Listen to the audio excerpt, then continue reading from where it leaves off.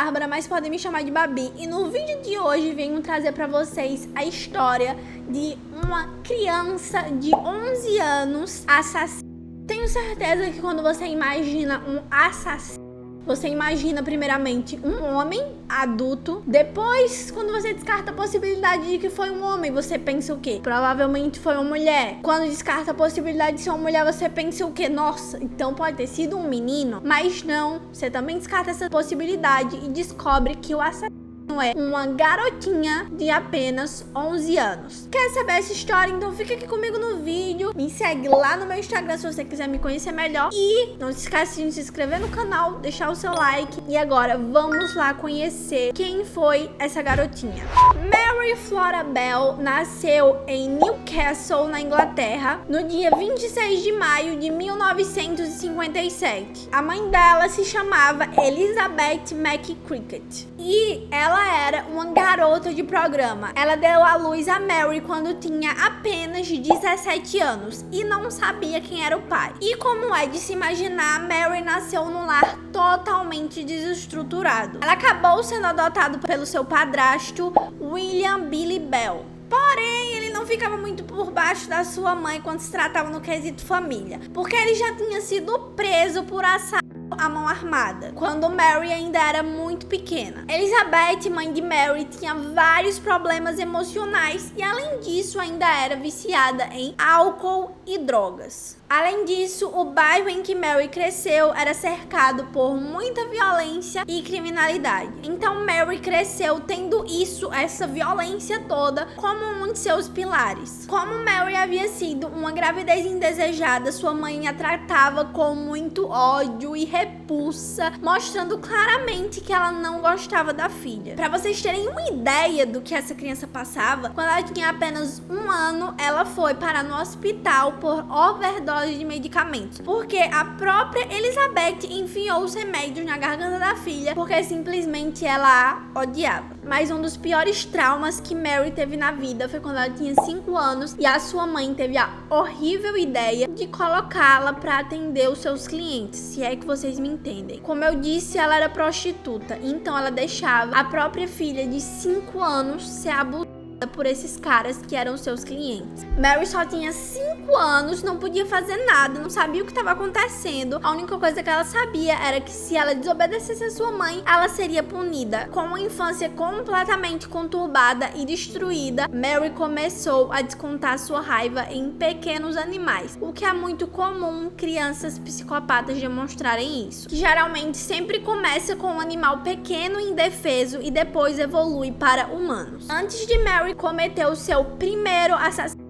ela demonstrou muitos traços de uma criança psicopata. Como eu falei, ela machucou animais e aconteceu um episódio de que ela viu uma criança sendo atropelada e ela não esboçou sentimento nenhum. Ficou séria apenas, não chorou, não fez nada. Na escola, ela batia nas outras crianças, quebrava vidro, pichava. Inclusive, ela tentou até enforcar uma criança que era mais nova que ela. E quando ela tinha apenas 10 anos de idade, ela fez a sua primeira vítima, que foi o pequeno Martin George Brown, que era filho de seu vizinho. No dia 25 de março de 1968, apenas um dia antes de Mary completar 11 anos, ela convidou uma amiga para participar de seu crime. E essa amiga era Norma Bell. Coincidentemente, elas tinham o mesmo sobrenome, mas era apenas coincidência. Elas não tinham nenhum parentesco. E o que aconteceu foi o seguinte: as duas atraíram Martin, de apenas 4 anos, com a promessa de que elas lhe dariam doces. E levaram ele para uma casa abandonada na estrada St. Margaret. Não sei se é assim que fala. E quando chegaram lá, Mary enforcou o menininho até ele morrer.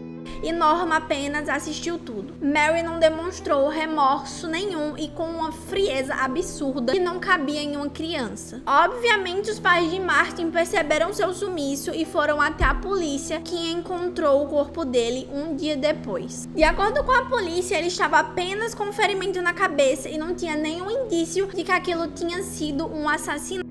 Então a polícia falou que a causa da morte foi acidental e que não tinha nenhum crime envolvido ali e o caso ficou em aberto. E pasmem, porque mesmo tirando a vida de Martin, Mary apareceu em seu velório como se não tivesse feito nada. Algumas semanas depois, Mary e sua cúmplice Norma resolveram pichar toda a escola, e nessas pichações elas escreveram que a morte de Martin não tinha sido um acidente, mas sim que ele tinha sido assassinado.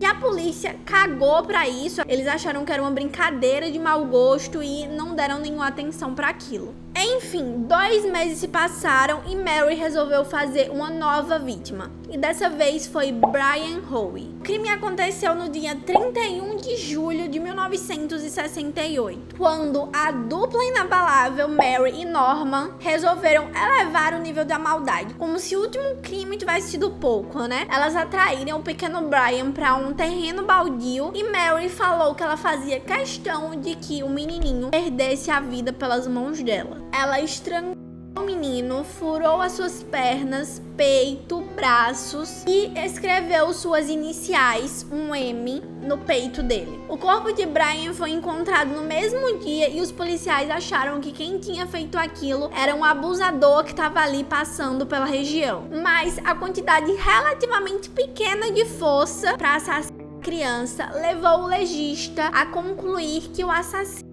era outra criança. Então os policiais resolveram investigar todas as crianças da região e foram mais de 200 crianças interrogadas. A primeira suspeita veio no depoimento de Norma. Ela disse que tinha visto um menino levando o Brian para um terreno baldio e que estava brigando com o Brian, e depois que ela havia visto esse menino matando do Brian. Mary também foi chamada para depor e também disse que viu esse menino brigando com o Brian. Ou seja, as duas confessaram que estavam presentes na cena do crime, o que levantou suspeitas para a polícia, porque de todo o interrogatório de todas as crianças, apenas as duas falaram que viram. E o menino que elas falaram que estavam brigando com o Brian no momento do crime estava no aeroporto de Newcastle, então tinha provas de que não tinha sido esse menino. Na tarde de 4 de agosto, os pais de Norma Bell entraram em contato com a polícia, falando que a filha queria confessar sobre o que aconteceu com o Brian. Um detetive foi até a casa deles para saber o que Norma tinha para dizer, e Norma confessou que Mary que tinha feito aquilo e que também tinha falado para ela que tinha gostado de estrangular o Brian. Depois dessa confissão, o detetive foi até a casa de Mary na madrugada do dia 5 de agosto. Quando confrontada, Mary falou que o detetive estava fazendo uma lavagem cerebral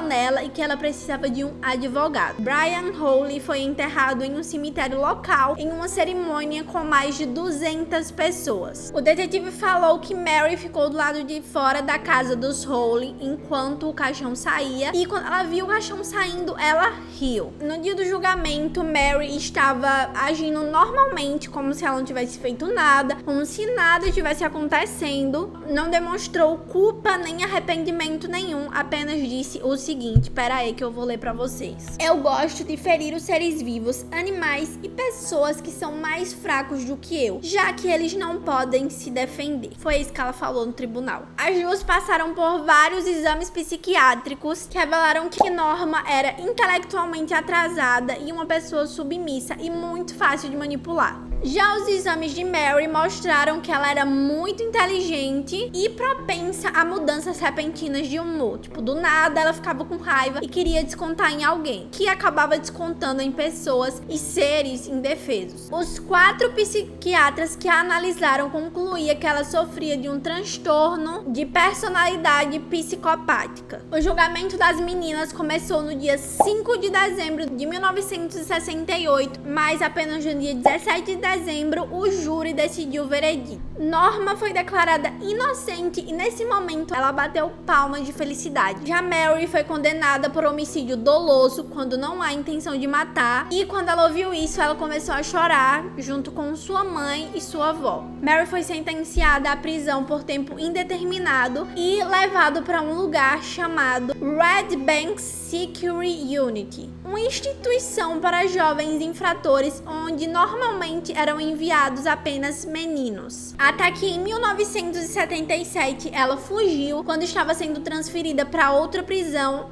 mas conseguiram recapturá-la.